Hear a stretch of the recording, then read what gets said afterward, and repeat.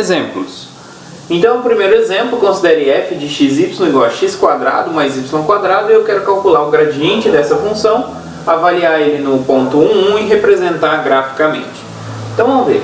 Então, o gradiente dessa função, pessoal, quem ele é? É a derivada com relação a x, derivada com relação a y.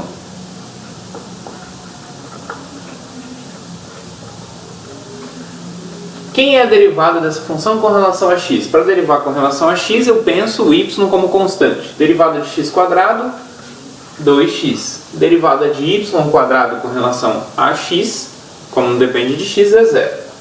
Derivada de x² com relação a y, como depende de y, é 0. Derivada de y² é 2y. Tá? Então esse é o vetor gradiente dessa minha função. Agora se eu aplico no 1, quanto que vai dar? Então se eu for fazer x igual a 1, y igual a 1, então isso vai dar 2, 2. E aí, representando geometricamente, o que significa? Então vamos pegar aqui, eu tenho então um vetor do plano. Então quando eu estou aqui no ponto 1, 1,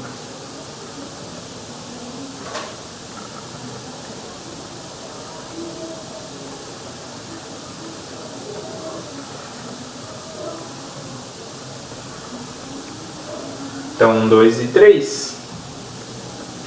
Então quando eu estou no ponto aqui x igual a 1, y igual a 1, eu tenho o gradiente que é 2, 2. Então ele vai andar 2 na direção x e mais 2 na direção y. Então esse aqui é o vetor tangente. Vetor tangente não, vetor gradiente. Então esse aqui é exatamente o gradiente da minha função f no ponto 1, 1. É claro que ele é o 2, 2, o 2, 2 de modo geral a gente vê o vetor 2, 2 como sendo um vetor aqui saindo da origem, né? Mas geralmente a gente representa ele saindo do ponto. Então eu tenho um campo de vetores, né? Para cada ponto do plano eu tenho um vetor do R2, tá? Então essa que é a representação geométrica desse gradiente. Muito bem, próximo. Então vamos para o exemplo 2 agora. Exemplo 2, vamos calcular o gradiente dessa função. Então aqui no exemplo 2, o gradiente da minha função em xy vai ser quanto? Derivada de x² y com relação a x. Eu vou pensar o y como constante. Então vai ficar derivada de constante x ao quadrado. Então cai o 2, vai ficar 2 vezes a constante vezes x. Agora com relação a y, eu vou pensar x como constante. Então vai ser derivada de constante vezes y, que é a própria constante. Depois, agora aqui, se eu tenho o terceiro exemplo, se eu tenho f de xy igual a e elevado a x² menos y², quem é o gradiente dessa minha função? Então o gradiente vai ser quando eu coleto as derivadas com relação a x e com relação a y. Derivada dessa função com relação a x. Então vai ficar a derivada exponencial, ela mesma. Vezes a derivada do que está lá dentro, né? Eu uso a regra da cadeia aqui. Derivada de x² menos y² com relação a x.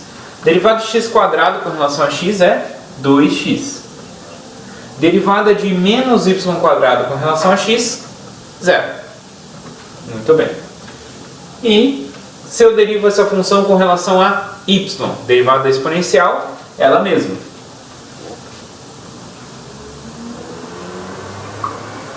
Vezes a derivada do que está lá dentro com relação a y. Derivada de x² com relação a y, 0.